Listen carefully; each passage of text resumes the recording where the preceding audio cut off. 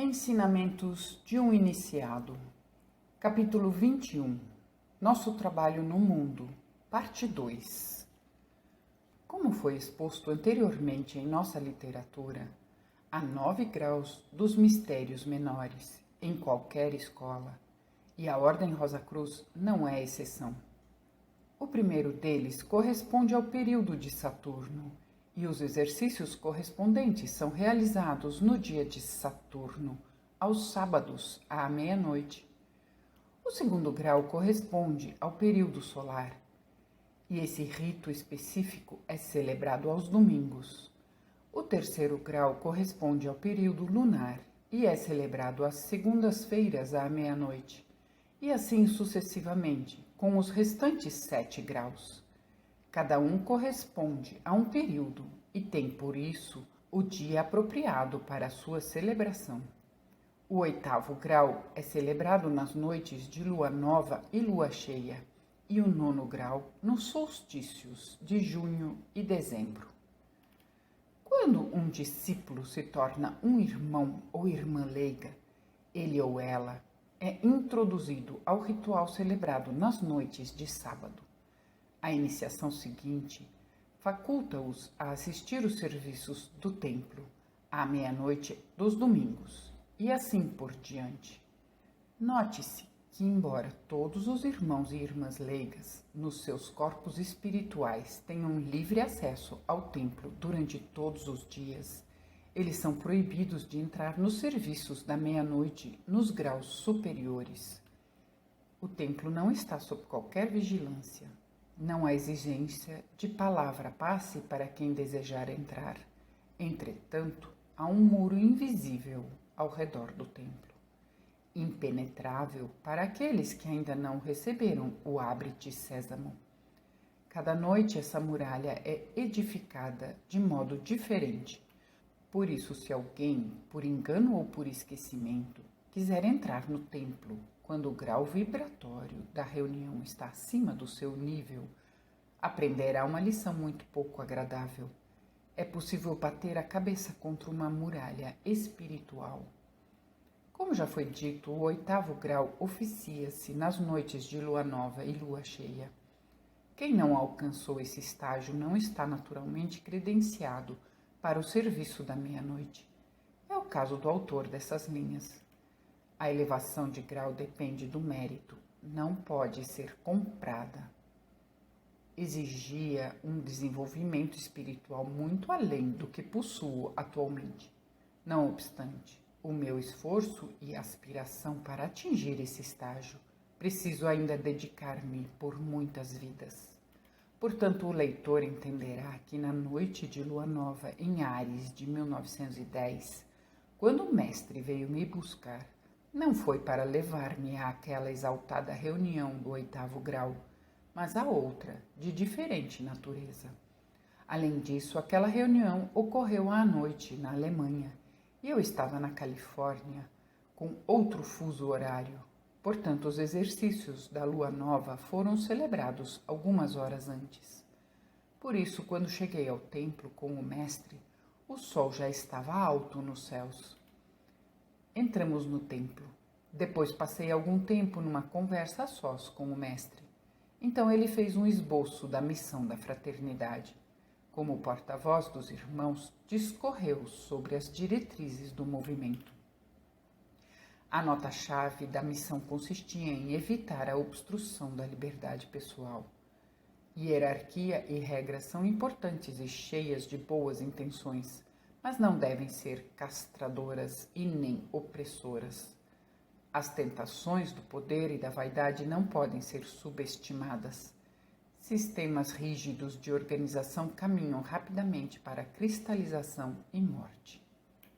Portanto, a liberdade de pensar, discernir e escolher é prioritária e deve ser franqueada aos membros da fraternidade. Todo membro deve ser encorajado a emancipar-se e conquistar a autoconfiança. Se o livre-arbítrio sofrer violência e empalidecer, o objetivo da Ordem Rosa Cruz estará frustrado.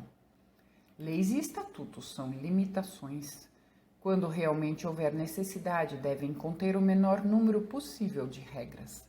O mestre até pensou na possibilidade de abster-se delas. Baseados nesse espírito de liberdade, imprimimos em nosso papel timbrado uma Associação Internacional de Cristãos Místicos.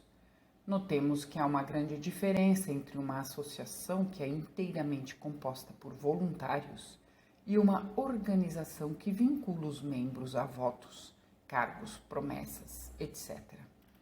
Os que assumiram o compromisso como probacionistas na Fraternidade Rosa Cruz sabem que esse compromisso é uma promessa a eles próprios e não à Ordem Rosa Cruz. O mesmo cuidado para assegurar o máximo de liberdade individual evidencia-se em todas as etapas da Escola de Mistérios Ocidental. Nós não temos mestres. Quando eventualmente empregamos o termo mestre, é por consideração e respeito. Na verdade, eles são nossos amigos e nossos professores. Sob nenhuma condição exigem obediência a alguma ordem, nem nos impelem a fazer isto ou aquilo. Quando muito, nos aconselham, deixando-nos livres para escolher e decidir. Posso dizer que essa política de não organizar já está sendo adotada nos centros de estudos em Columbus, Ohio, Seattle, Washington e Los Angeles. Desde então, tenho ido mais além nessa diretriz, tentando divulgar os ensinamentos por meio de uma sede mundial, em vez de formar novos centros em diversas cidades. Em alguns lugares, grupos de estudantes desejam reunir-se para estudos e elevação espiritual. Para auxiliar nesse propósito, a sede fornece-lhes toda a assistência possível. Mas, como já foi dito, não tenho mais me empenhado na formação de centros de estudos. Agora deixo os estudantes decidirem. Dessa maneira, sentem-se mais estimulados e emancipam-se com mais rapidez. Agora abordaremos outro tema fundamental, o inovador serviço de cura da fraternidade. Como vivemos no mundo concreto, vinculados às condições materiais, necessitamos de uma sede e de um templo de cura. A sede deve ser estruturada em harmonia com as leis do país que a acolhe. Também deve ser coerente com a sociedade onde está inserida. Assim, o produto da obra pode ficar disponível para o uso da humanidade, depois que os líderes atuais se tenham desprendido da vida física. Até aqui não pudemos evitar situações severas onde firmes decisões foram tomadas para viabilizar a criação da sede, mas a associação deve permanecer livre, sem restrições. Insistimos na questão da liberdade, mas é somente com esse compromisso que poderemos alcançar maior crescimento espiritual e vida mais longa. No entanto, é triste considerar que, embora sejam essas as nossas intenções, chegará o dia em que a Fraternidade Rosa Cruz terá o mesmo destino de todos os outros movimentos. Ficará atada por regras, e a usurpação de poder a conduzirá fatalmente à cristalização e consequente desintegração. Mas é um consolo saber que de suas ruínas surgirá algo maior e melhor, assim como ela surgiu de outras importantes estruturas que já tiveram sua utilidade e agora estão em vias de extinção. Depois do encontro com o mestre, entramos no templo onde os 12 irmãos estavam presentes. A configuração do ambiente era bem diferente do encontro anterior. Entretanto, não há necessidade de detalhar o local. É importante descrever a presença de 3 esferas suspensas, uma sobre a outra no centro do templo. A esfera central situava-se exatamente entre o piso e o teto, e era a maior delas. As outras 2 estavam suspensas, uma acima e outra abaixo da esfera central. Além da visão física, há outras formas de visão, a etérica ou raio-x, a visão da cor que nos abre o mundo do desejo, a visão tonal que revela a região do pensamento concreto.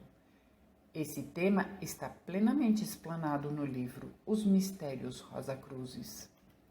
Meu desenvolvimento da visão espiritual das regiões do pensamento concreto era muito insuficiente, até a sucessão de eventos já mencionados.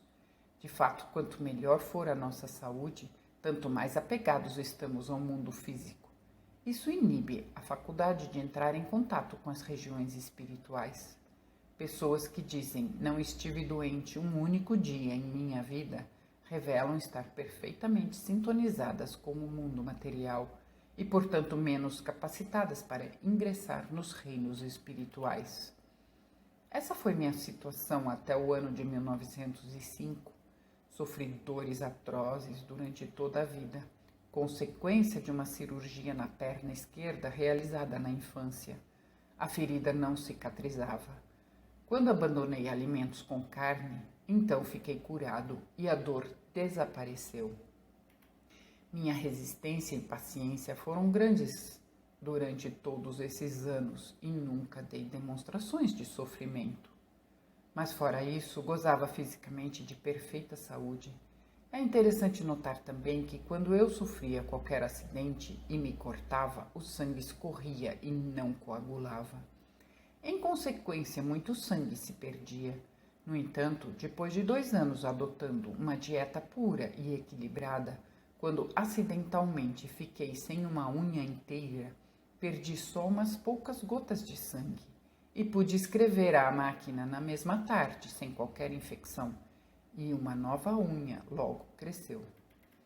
A edificação da parte espiritual da nossa natureza produz, muitas vezes, distúrbios em nosso corpo físico. Este fica muito mais sensível às condições do ambiente e, portanto, o resultado pode ser um esgotamento. A resistência física me conservou de pé por meses. Chegou o momento onde o descanso era necessário. Porém, isso não foi possível e ultrapassei o limite das minhas forças. Sobreveio o esgotamento total. Fui conduzido às portas da morte. A morte definitiva consiste na irreversível ruptura do laço entre o corpo físico e os corpos sutis. Na aproximação desse estado especial de transição, na iminência de ocorrer o desligamento da matéria, podemos receber instruções sobre a ciência de retirar-se do corpo. Goethe, o grande poeta alemão, recebeu sua primeira iniciação quando seu corpo se achava debilitado e à beira da morte. Quando fui abatido pela enfermidade, ainda não havia progredido o suficiente no caminho espiritual, mas a dedicação aos estudos, aspirações e um exercício praticado por muito tempo, e que naquela época acreditava tê-lo inventado, mas agora já sei, vem de tempos remotos, contribuíram para que pudesse abandonar o meu corpo por um curto espaço de tempo e regressar logo em seguida. Não sei como fazia isso, e nem podia fazê-lo voluntariamente. Contudo, isso não vem ao caso. Um ponto relevante deve ser ressaltado. A saúde perfeita é necessária antes de conseguirmos equilíbrio no mundo espiritual. Entretanto, quanto mais forte e vigoroso o instrumento, tanto mais drástico será o método para debilitá-lo. Em decorrência, as condições de saúde oscilam durante anos até atingirem o devido ajuste. Assim, aprendemos a conservar a saúde enquanto estamos ativos no mundo físico e, ao mesmo tempo, adquirimos a capacidade de atuar nos reinos superiores. Assim aconteceu comigo. A sobrecarga de trabalho, tanto físico como mental, sem trégua até hoje, tem deixado o meu instrumento físico longe de um estado saudável. Amigos alertam-me e tenho tentado considerar suas admoestações, mas o trabalho urge e deve ser executado. Enquanto não houver suficiente ajuda, sou obrigado a continuar, apesar da saúde. Em todos os aspectos, a senhora Handel tem sido uma companheira inestimável. No entanto, desenvolvi uma capacidade crescente de atuar no mundo espiritual, mesmo com a saúde precária. Como já afirmei na ocasião dos principais acontecimentos aqui narrados, minha visão tonal era mediana e principalmente limitada às subdivisões inferiores da região do pensamento concreto. Uma pequena ajuda dos irmãos naquela noite permitiu-me entrar em contato com a 4ª região, o lar dos arquétipos. Lá compreendi as lições relativas ao mais alto e elevado ideal da fraternidade Rosa Cruz. e também sobre sua missão na Terra. Pude ver nossa sede e uma multidão de pessoas vindas de todas as partes do mundo para receber seus ensinamentos. Pessoas também de lá saíam para levar lenitivo aos aflitos, próximos e distantes. Nesse mundo é necessário dedicar um bom tempo investigando e estudando para se adquirir conhecimento sobre qualquer assunto. Mas na região arquetípica do mundo do pensamento, a voz de cada arquétipo transporta consigo a rica emissão de conteúdos daquilo que ele representa. Ao mesmo tempo, ele carrega de impressões a consciência espiritual. Portanto, nessa noite recebi um entendimento muito além do poder de expressão das palavras. O mundo em que vivemos é regido pelo ritmo do tempo, enquanto no reino superior dos arquétipos tudo é um eterno agora. Os arquétipos não revelam seu conteúdo numa sucessão de fatos ao longo do tempo, tal como uma história é narrada aqui. Eles imprimem sobre a consciência uma concepção instantânea e completa da ideia em questão, com clareza e consistência muito superior a qualquer pormenorizada narrativa. Não ousei mencionar esses fatos na ocasião em que ocorreram. Dedicarei o próximo capítulo a essa tarefa.